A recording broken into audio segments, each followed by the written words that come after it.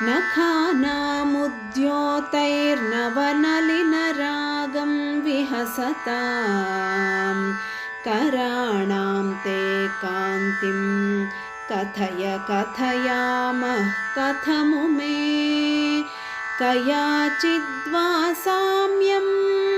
भजतु कलया हन्तकमलं यदि क्रीडल्लक्ष्मी चरणतललाक्षारसचणम्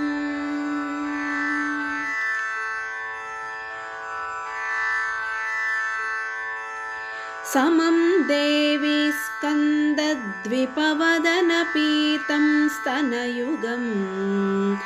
तवेदं नः खेदं हरतु सततं प्रस्नुतमुखं यदालोक्याशङ्का कुलितहृदयो हासजनकः स्वकुम्भौ हेरम्बः परिमृशति हस्तेन झटिति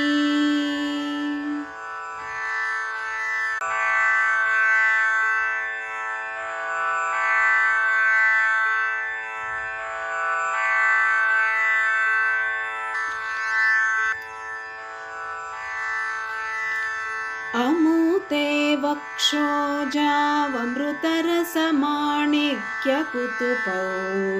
न सन्देहस्पन्दो नगपतिपताके मनसि नः पिबन्तौ तौ यस्मादविदितवधूसङ्गरसिकौ कुमारावद्यापि द्विरदवदनक्रौञ्चदळनौ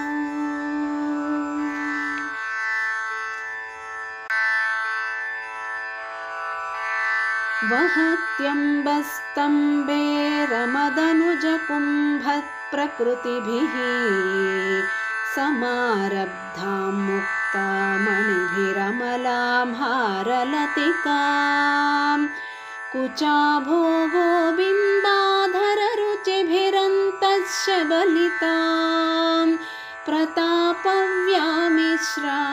पुरदमयितुः कीर्तिमिव ते